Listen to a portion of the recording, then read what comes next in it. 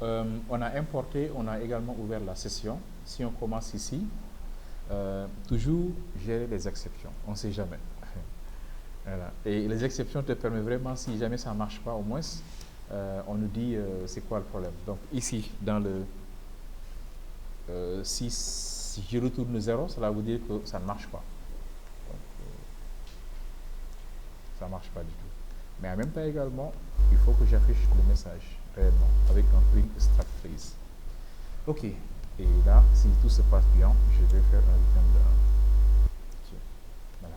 Maintenant, à ce niveau, avant d'exécuter, il faut qu'on démarre la transaction. Si on termine, même le return là devait venir en bas. On termine la transaction. C'est toujours comme ça. C'est-à-dire, session, il ouvre la connexion à la base, il fait des modifications. Mais après, il faut réellement lui dire qu'il faut valider les modifications. Donc, avec session.beginTransaction, la transaction, puis je pense que je vais faire ça au niveau de upload, ici. Et là, on va juste lui passer notre objet upload. Donc, ici, session démarre la transaction, on insère, puis il commit la transaction. Maintenant, vous allez voir que ici, ce sera peut-être la même chose pour les autres. Pour la modification, la seule méthode, update, la méthode s'appelle merge.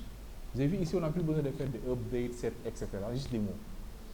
Save, merge, delete, etc. Là même pour la modification, je vais prendre ça. Je viens au niveau de la modification, update. Par contre, toujours try catch. Donc je pense que je vais tout prendre. Il faut toujours gérer les exceptions, quoi.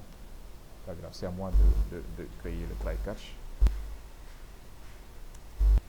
Et je colle ça ici.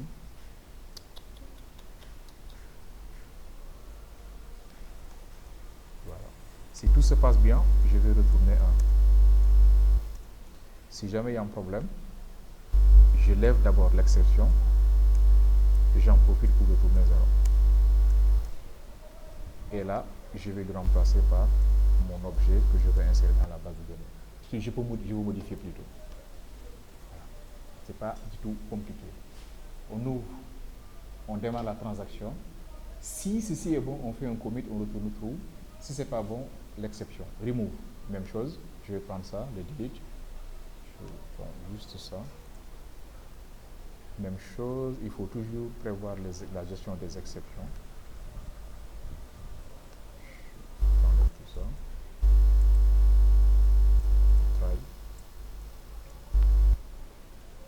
Try catch. Voilà. Si jamais il y a un problème, je vais retourner 0 plutôt. Mais avant ça, je vais aussi lever l'exception. Si tout se passe bien, je retourne 1. Et là, très bien. Ici, comment ça marche? La modification modifie l'objet en récupérant d'abord un objet. Donc là, je vais lui dire quoi? Ça, c'est la classe AppUser.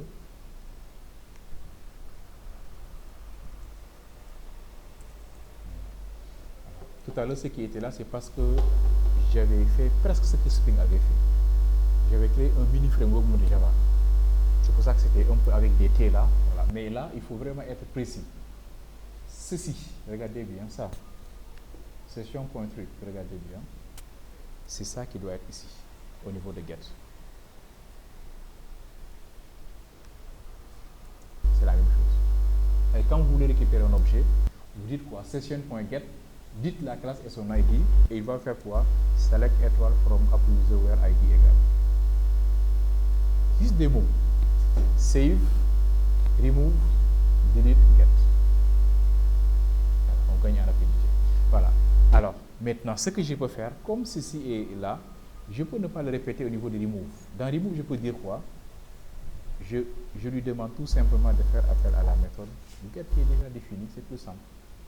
Ok, delete, mais récupère l'objet dans la base avant de le supprimer. C'est-à-dire, il va d'abord aller devant la base, il récupère l'objet, puis il supprime. Voilà, donc on a défini des méthodes de base. Ça reste maintenant la dernière méthode, notre fameux find all. C'est ça. Ok, c'est ça, mais je vais essayer de voir est-ce qu'il n'y a pas une autre méthode qu'on pourrait utiliser. Sinon, je prends ça. Je copie déjà. Je reviens ici. Au niveau de find all, ça retourne true. Je vais essayer de faire ça. Session.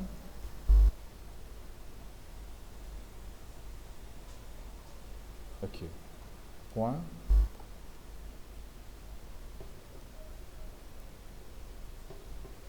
Find all, il n'y en a pas. Et le get, il n'y en a pas aussi. Il faut forcément qu'on passe par critère. Qu'est-ce qui retourne une liste ici?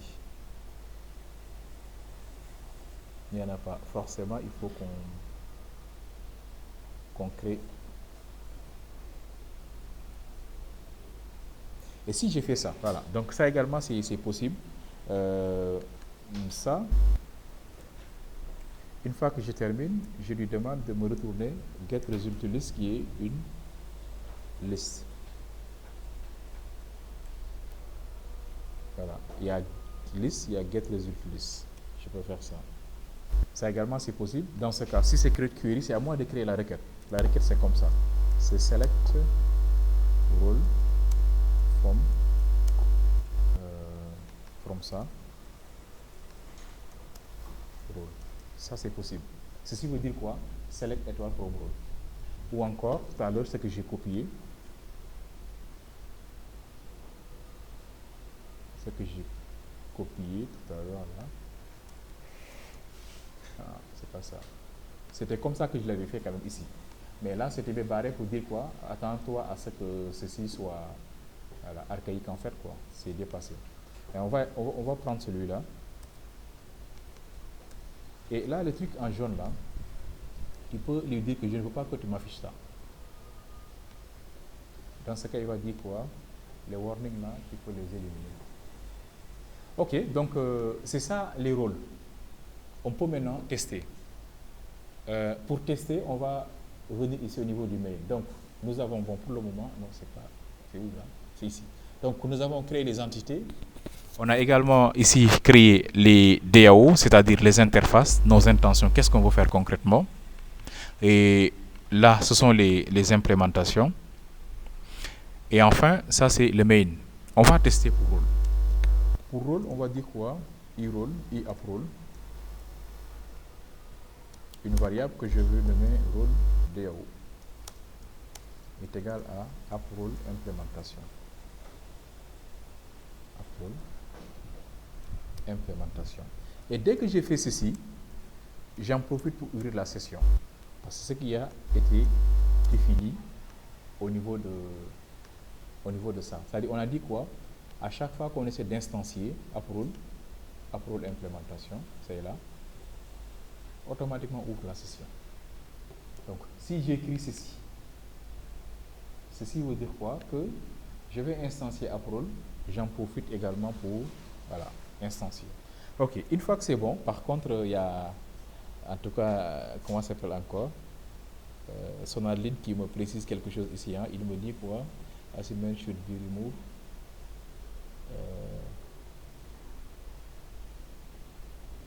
Voilà.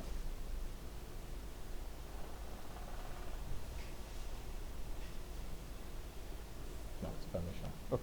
Maintenant, je vais insérer dans la base de données. Donc, pour insérer dans la base de données, je vais créer un app-role. App-role, voilà. Une variable role.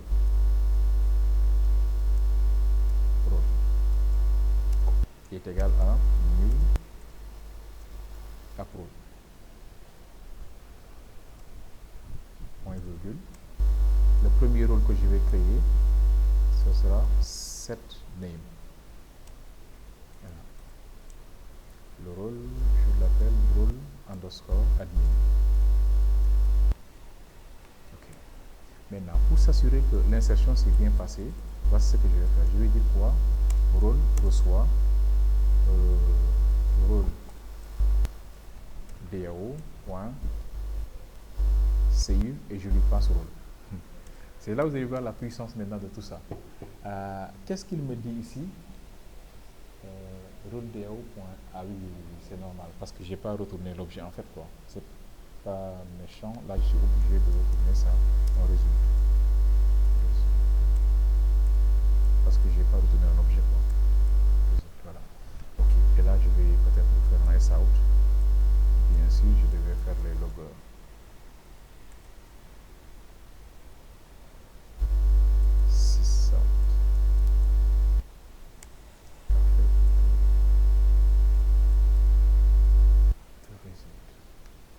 Voilà. Donc, là, si j'enregistre et que j'ai la valeur 1, ça veut dire quoi? Tout se passe bien. Sinon, c'est pas bon. Maintenant, je vous montre Docker. C'est tout, hein, c'est ça le code. Je vous montre maintenant Docker rapidement. Je ne démarre pas le WAMP ni de XAMPP. Le Docker, je vais le mettre même dans le projet. Donc, je vais tourner ici. Docker, DB, MySQL. Voilà, je récupère ces fichiers-là. Copie. Que je vais ajouter sur le projet, à la racine. Je colle ici, paste.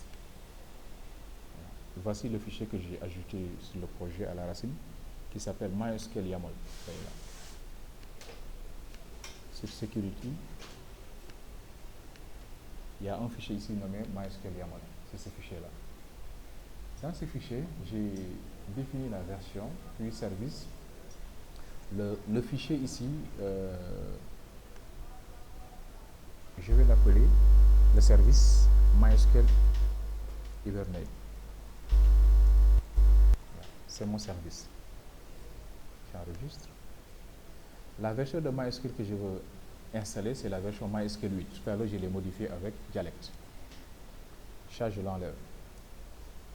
Et je vais lui demander de créer un conteneur. Le conteneur également, je vais l'appeler conteneur MySQL Hibernate.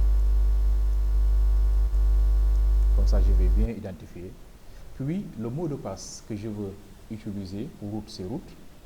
La base de données que je veux qu'il me crée, vous allez voir que tout sera dynamique. Il n'y a rien à créer de manière manuelle. Je vais venir au niveau du fichier Hibernate utile, ici. La base qu'on voulait créer, c'est cette base-là. Je vais demander à Docker de le créer lors de la création ici, la base-là. Et le user également que je veux qu'il me crée s'appelle user security, user sec. Je viens ici, je lui demande, au moment de créer l'image, il faut en même temps également me créer un utilisateur pour cette base et un mot de passe pour cette base. Je veux qu'en local, 3306, à distance également 3306 pour que je puisse accéder à ça. Il faut également stocker les données ici. Et si tout se passe bien, il faut également ça. Mais je ne me limite pas à ça. Je vais également lui demander aussi de me créer un phpMyAdmin qui va nommer Hibernate. Comme ça. phpMyAdmin Hibernate. Comme ça. Le conteneur également, il va l'appeler conteneur phpMyAdmin Hibernate. Je passe même ici, je peux utiliser comme ça. Voilà. Ensuite, il va me télécharger la dernière version de Hibernate. Pas Hibernate plutôt, de phpMyAdmin, qui écoute sur le port 80, mais moi je vais l'exposer avec le port 80-80. Et enfin, root, je dis quoi? Le host, c'est ce host-là. Il faut te connecter à ce MySQL-là. MySQL Hibernate. Je vais après faire une séance spécifique sur Docker pour ça. Donc, je lui demande de se connecter à ça.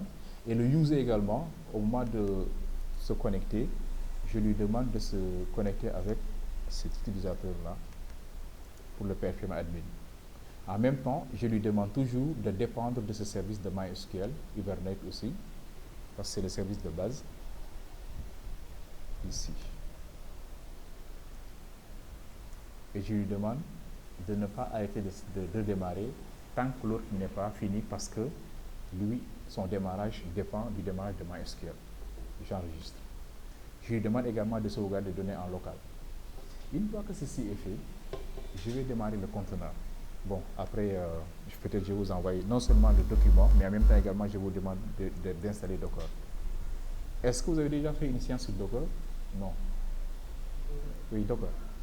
Dans quelle matière? Service web. Ah, c'est super. Ah, c'est génial. Donc, vous comprenez ce que je dis alors. Ok. Ok.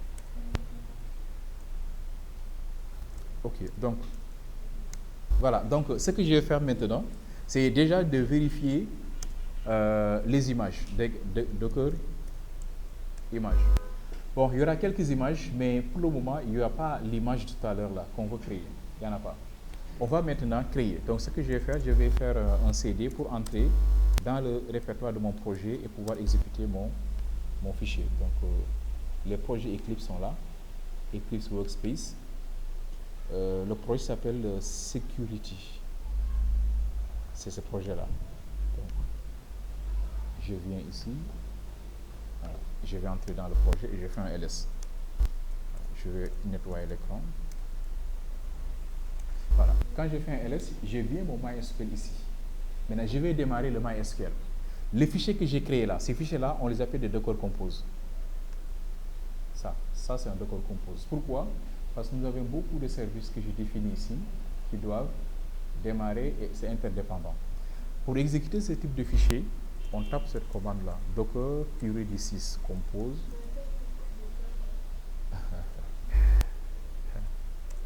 Merci. Donc, docker-d6 compose. On dit qu'on va activer un fichier nommé mysql.yaml et je veux également qu'il démarre en démo. Je ne veux pas que tu me montres ce que tu fais derrière.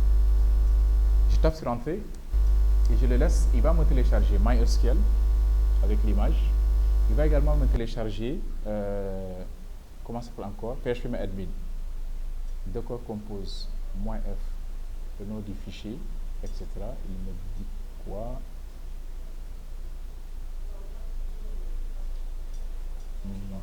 Il n'a pas exécuté la commande. Merci. Je nettoie encore. Voilà. C'est ça. Je lui demande de démarrer. Merci.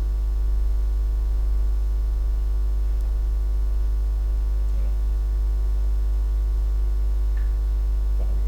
Ok, si je tape maintenant, cette fois-ci, si j'ai fait Docker image, ça va me fatiguer, j'ai seulement fait Docker PS pour voir les deux services qui sont démarrés.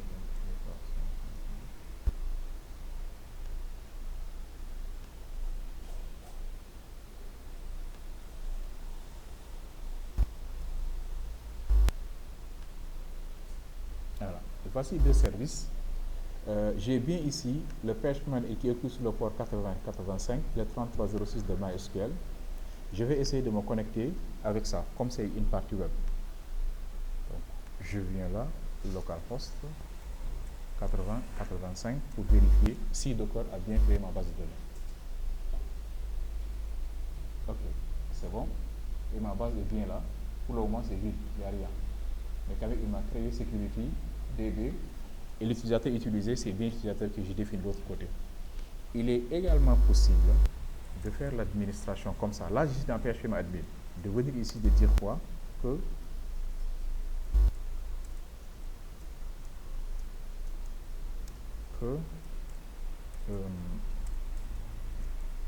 Docker exec -it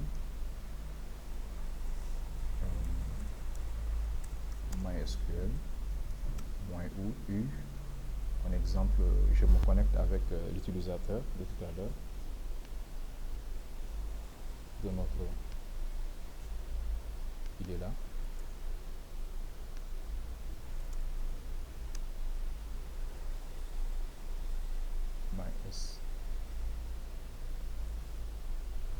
No such. Ah ok, ça va. Donc je vais rappeler la commande docker ps. Ok. Notre MySQL. C'est ça. Donc je rappelle la commande docker exec -it. Je me limite à ça. Voilà. Et j'amène maintenant MySQL -u root. Non pas root mais ça.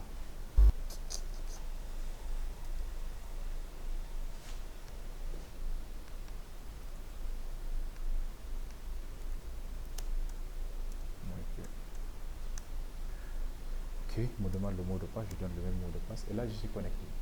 Et si je fais également ici un show database DTB ZIS. Voilà, j'ai bien aussi ici mon security.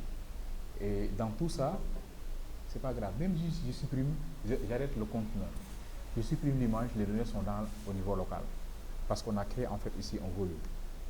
C'est ça l'utilité en fait, ça. C'est ça qui sauvegarde les données.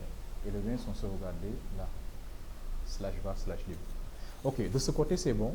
Maintenant, on revient ici dans notre application là pour tester, pour voir ce que ça va donner maintenant. Donc, clic droit. On démarre maintenant notre application pour voir si Hibernate va faire son travail. De toute façon, côté base de données, ça va. On arrive à avoir toutes les informations et le port est également exposé avec 3306. C'est bien précisé ici quand on fait un 2 core PS. Voilà. Et là, il a démarré son travail. Il va venir là en bas.